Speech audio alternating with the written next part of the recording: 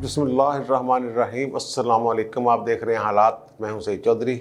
क्या एस्टेब्लिशमेंट और peoples party के दरमियान मोहब्बत की पींगें जो हैं वो बढ़ाई जा रही हैं?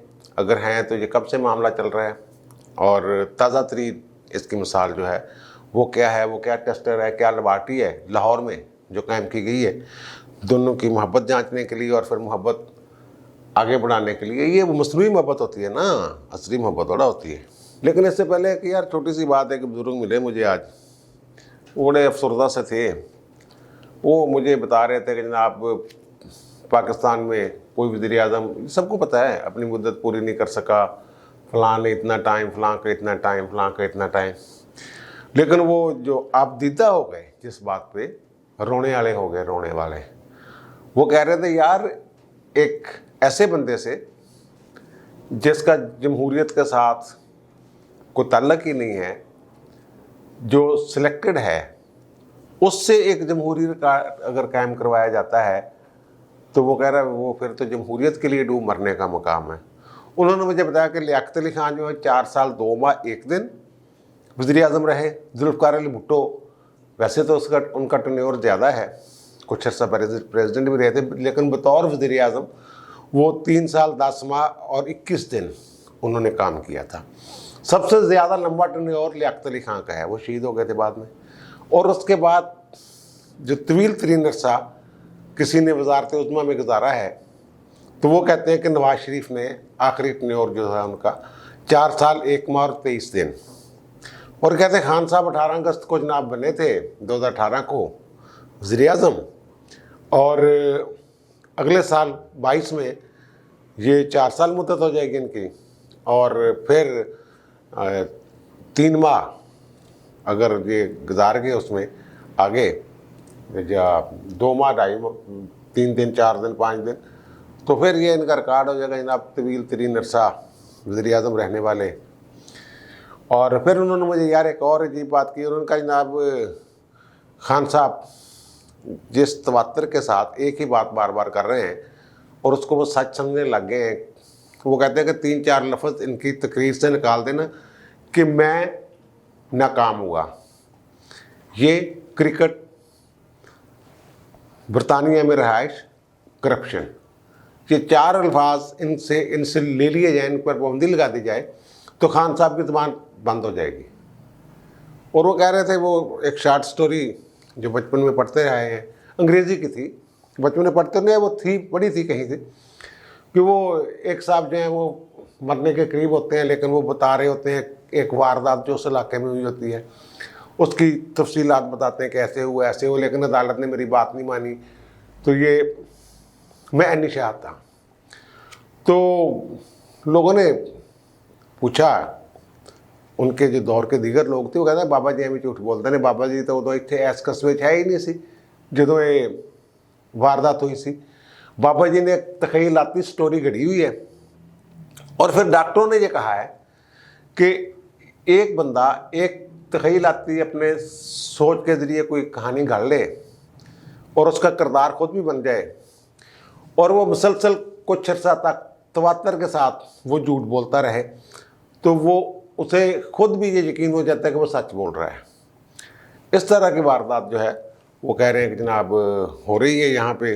वो बाबा जी कह रहे थे, मैं नहीं कह रहा था यार। अब आप देख लें कि जनाब यहाँ जो सिलेक्टेड वज़ीर आज़म है उनका, और वो बात नहीं आ रहे, वही हरकतें कर रहे हैं वो जो जिनके लिए वो मुझे क्यों निकाला वाली तहरीक और वोट को इज़्ज़त दो वाली तहरीक। इतला ये है कि जनाब पीपल्स पार्टी के साथ जो इनकी कुर्बतें हैं एस्टेब्लिशमेंट की वो बढ़ रही हैं। लोग इस बात पे यकीन नहीं करते।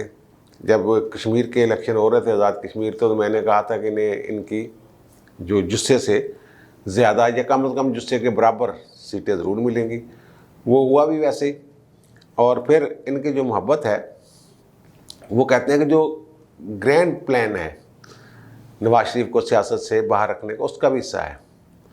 वो जो आपको याद होगा कि साकिब निसार साहब ने जब आसफ अली जरदारी की मनी लॉन्ड्रिंग वाले मामले पे आज को नोटिस, डॉक्टर आसम ये वो पकड़ो जी, उठा लो, ये कर लो, रेफरेंस बना दो, JIT बन गई, तहकीक करो, फलां करो, ये करो, वो करो, तब बिलावल भुट्टो का नाम भी था।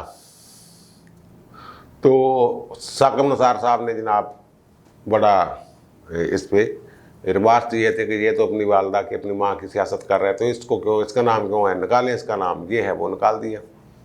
अब जो सियासी ख़ानदान है इनमें से बिलावल भुट्टो साहब के बारे में वो चीज़ नहीं, हालांकि वो जो इल्ज़ामात उसी तरह के बिलावल साहब पर हैं जिस तरह के मरियम पर। मनी लॉन्ड्रिंग वाला एक ही मामला है ना, अब भी फंसे ने ना, अबे फसने च मरियम नू फसा दियो, बिलावल नू कट दियो, या बिलावल नू भी फसा दियो, जो भी इशू है इसमें वो कहते हैं कि उसी वक्त से जो ग्रैंड प्लान कहा जा रहा है पुराना, वही ये सारा मामला अब आगे बढ़ रहा है। और ये उसकी ताज़ा तरीन मिसाल जो कहते हैं मैंने लाहौर में लेबॉर्ट्री कैम्प कर दी है, वो NA 133 पोलिंग हो रही है उसकी, आपको पता है 5 दिसंबर को शायद। उसमें 2 बड़ी जमातें आमने सामने हैं, पीपल्स पार्टी के असलम गिल साहब हैं और जो नून लीग हैं वो शाइस्ता परवेज़ मलिक साहब हैं। परवेज़ मलिक साहब इस हल्के से MNA थे और शाइस्ता परवेज़ मलिक साहब स्पेशल सीट पे थी MNA, लेकिन अब उनको यहीं से टिकट दिया गया है जनरल सीट पे, तो वो इलेक्शन लड़ेंगी। और PTI के थे जमशेद चीमा और उनके कवरिंग कैंडिडेट उनके अहलिया थी सदर जमशेद चीमा। दोनों के तजवीज़ कंदगान किसी और हल्के के थे, कागजात मुस्तरद हो गए। इसमें लोगों ने, हमने भी विला किया कि ये दीदा दनिस्ता जानबूझ के ऐसे कागजात नामजदगी में सुकम रखे गए कि वो इलेक्शन ना लड़ सके। तो उसकी वजह ये बयान की कि कौन भी 25 करोड़ रुपए खर्च करे, जमशेद चीमा ने बड़ी चाल की थी, या बड़ा जनाब ये किया वो किए। लेकिन अब ये सूरत सामने आई है, पता ये चला है कि जमशेद चीमा साहब पैसों से नहीं दौड़े, ना ही उन्हें उनकी अहलिया, बल्कि ये जो एक प्लान है ग्रैंड प्लान नून लीग को डेंट डालने वाला, उसका ही हिस्सा है कि अगर पीपल्स पार्टी और नून लीग आमने सामने हो, PTI ना हो, फिर क्या रिजल्ट दे सकती है पीपल्स पार्टी। अगर पीपल्स पार्टी पे हाथ रखा जाए या रख दिया जाए तो उसके जो कैंडिडेट्स हैं वो क्या यहाँ पे नून लीग को कितना टफ टाइम दे सकते हैं। तो अब इस हल्के में 133 में बहुत ज़ोर शोर से वो हो रहा है मामला। असलम गिल साहब के वो बैनर बड़ी हो रही है। वैसे भी माजी में ये इसमें टाउनशिप और कोटलखपत का एरिया भी आता है, ये किसी दौर में पीपल्स पार्टी के गार्ड होते थे। तो अब PTI वाले जो हैं वो ज़ाहिर है उनके पास अगर उन्होंने वोट का इस्तेमाल करना है, इसके अलावा कोई चॉइस नहीं होगी कि वो नून लीग अगर मुखालफत में जाते हैं नून लीग की, तो असलम गिल साहब को। और फिर बावजूद इसके कि ये एक राय आमा है कि लाहौर में नून लीग को हराना बड़ा मुश्किल है, और फिर पीपल्स पार्टी के लिए हराना तो बहुत ही मुश्किल है नून लीग को, इसके बावजूद करोड़ों रुपए वहाँ कैंपेन पे खर्च किए जा रहे हैं। जमशेद चीमा साहब के बारे में जो आम तासत लिया गया था कि उनके हारता जाने है कि फ़ायदा 25 करोड़ रुपए, या कम से कम 10 करोड़ रुपए तो लगे गए ना, क्यों खर्च करिए। तो फिर पीपल्स पार्टी इतना खर्चा क्यों कर रही है। वो जो नवाब शाह से एक MPA साहब हैं तारक राय साहब, वो आपके जरदारी साहब के नीचे MPA हैं, उसी हल्के से आसफ अली जरदारी जो हैं वो MNA हैं। वो तारक राय साहब लाहौर आए हुए हैं, पैसे सुने वो गठान बनी है उन्होंने, और ख़ुद वो जो माली मामला कैंपेन के और कैंपेन के दीगर मामला सरगर्मियों के हवाले से वो तारक राय साहब देख रहे हैं। वो कह रहे हैं माजी में कुछ ऐसा हो गया था कि एक साहब को पार्टी फंड से उन्होंने 2-3 करोड़ रुपए दे दिए थे, उन्होंने खर्च को 50-60 लाख किए होंगे, बाकी जेब में डाले, उनको पता था, और 4-5 हज़ार वोट लेके वो जरदारी साहब तक वोटें पहुँच गई थी। भाई जी इन्होंने तो कुछ किया ही नहीं।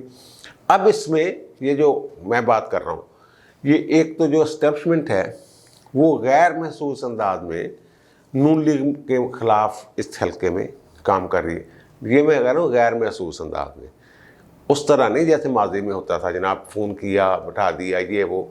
उनके जो लोग होते हैं मुख्तलिफ हल्कों में, जो उनके ज़ेर असर जो लोग होते हैं, उनको वो एक हदायत जारी कर देते हैं कि जिन्हें चुप चुपीते जड़े ना काम पाओ और कंपेन करो पीपल्स पार्टी दी। अब मैं अगर नाम लेने शुरू कर दूँ को इलेक्शन, वो उसमें लोग जो हैं वो कहेंगे जनाब ये तो आप गड़बड़ कर रहे हैं इस मामले में, इसलिए वो उसमें तफसील में नहीं जा रहा मैं, लेकिन वो गैर महसूस अंदाज में पीपल्स पार्टी की कर रहे हैं। ये एक तरह से लेबॉर्ट्री उन्होंने बनाई है, थर्मामीटर लगाया है, जिससे ये जानना मकसूद है, ये नतीजा निकालना और उसके बाद अगला प्लान करना मकसूद है कि पूरे मुल्क में अगर ऐसा हो तो फिर क्या हो। तहरीक लब्बैक पाकिस्तान वो भी ज़ाहिर इलेक्शन लड़ेगी, वो किसको डेंट डालेगी, ज़ाहिर है वो अगर तहरीक लब्बैक है तो वो उनके बारे में ये मजहबी जमात है, तो अब राइट लेफ्ट का तो चक्कर उस तरह रहा नहीं, लेकिन वो जो राइट के बहुत मजहबी रुझान रखने वाले लोग हैं वो उधर जाएंगे। आम तौर पर उनके बारे में ख्याल किया जाता है कि वो नून लीग की तरफ, अगर कोई मजहबी जमात इस तरह की जिनके साथ उनकी एफिलिएशन हो, डिवोटेड हो उसके लिए, वो फिर नून लीग की तरफ जाते हैं, पीपल्स पार्टी या पीटीआई की तरफ वो अपना रुख नहीं करते। तो अब वो उधर अगर टीएलपी वो पाक साफ सब कुछ हो गया है, वो एक सियासी जमात के तौर पे कोई कलदम नहीं रह गई, पहले भी कलदम नहीं थी मेरे ख्याल में, तो कलदम तो इन्होंने बना दिया था। अब इस हल्के में ये देखेंगे कि पीपल्स पार्टी जो सैकड़ों में वोट लेती थी, अगर 20-25 हज़ार वोट ले जाती है इन हालात में, तो फिर वो उसके हिसाब से अपनी स्ट्रेटजी और अंदाज में बनाएंगे कि पीपल्स पार्टी पे अगर हाथ रखना है तो फिर क्या, पीपल्स पार्टी में दमखम है। जरदारी साहब 2 दिन पहले तो लाहौर में थे, आज का नहीं मुझे पता, उनकी कोई तबीयत ख़राब हो गई थी, कुछ चेकअप वगैरह करवाया उन्होंने अपना हार्ट के, कोई डॉक्टर आलमगीर साहब के साहबजादे से, लेकिन उनके बारे में आज का नहीं मुझे पता, लेकिन वो भी लाहौर में इन मामलात को कहते हैं कि देख रहे थे। तो पीपल्स पार्टी इसलिए ज़ोर लगा रही है कि ताकि वो साबित कर सके कि हम पंजाब में अभी ज़िंदा हैं, टेंशन ना लें। जनूबी पंजाब में तो उनके पहले ये सेंट्रल पंजाब में जो स्ट्रेटजी बनानी है वो 133 के नताइज जो है उसमें बड़ा किरदार अदा करेंगे। ये जो स्टोरी है ये एस्टेब्लिशमेंट के जहन में, या एस्टेब्लिशमेंट जो करने जा रही है या उसने कोई सोचा हुआ है, तो वो ये कह रहे हैं कि 133 का जो NA 133 लाहौर का इलेक्शन है, इसकी बुनियाद पे हमने बहुत कुछ करना है। ये उनके अल्फाज हैं कि हमने इसकी बुनियाद पे बड़े फैसले करने हैं अगले इलेक्शन के लिए। अगले इलेक्शन में पीपल्स पार्टी अगर हमारी सेकंड चॉइस होती है, फर्स्ट चॉइस, वो कहते हैं कि वो जो खान साहब हैं वो तो अवाम में बुरी तरह पिट चुके हुए हैं। पीपल्स पार्टी के बारे में जो उनका दौर था वो लोग भूल के दोबारा फिर लोग जो हैं उनकी तरफ, 2 जमातों की तरफ देख रहे हैं, नून लीग और पीपल्स पार्टी की तरफ। तो नून लीग के साथ सरदस्त हमारा कोई मामला नहीं है, पीपल्स पार्टी के साथ हमारे मामला तकरीबन सेट ही हैं, तो वो हम स्ट्रेटजी बनाएंगे। 133 से यहाँ यानी कि आमने सामने सिर्फ 2 जमातें हैं, पीपल्स पार्टी और नून लीग। वो कहते हैं अगर ऐसी सूरत हाल होती है जनरल इलेक्शन में तो फिर पीपल्स पार्टी किस हद तक अपना जोर शोर दिखा सकती है। ये करोड़ों रुपए ऐसे नहीं पीपल्स पार्टी खर्च रही, ये लेबॉर्ट्री टेस्ट करवा रही है, पीपल्स पार्टी लेबॉर्ट्री टेस्ट करवा रही है अपना, और ये नताइज जो हैं अपने हक में, वो चाहते हैं कि इसके नतीजा जो निकले वो हमारे हक में निकले। अगर कि हम ना भी जीत पाएँ लेकिन इतने ज़्यादा वोट हों कि उन लोगों को ये एहसास हो जाए कि पीपल्स पार्टी मुर्दा घोड़ा नहीं हैगा, इतने दाव लाना गलत नहीं हैगा, इन कायम किया जा सकता। ये अब 133 के हवाले से बातें हो रही हैं। बातें क्या है, इसमें इन्फॉर्मेशन है थोड़ी सी जो मैंने शेयर कर दी है आप लोगों के साथ। अब मुझे दीजिए इजाज़त, इंशाल्लाह दोबारा मुलाकात होगी नए व्लॉग के साथ। अल्लाह हाफ़िज़।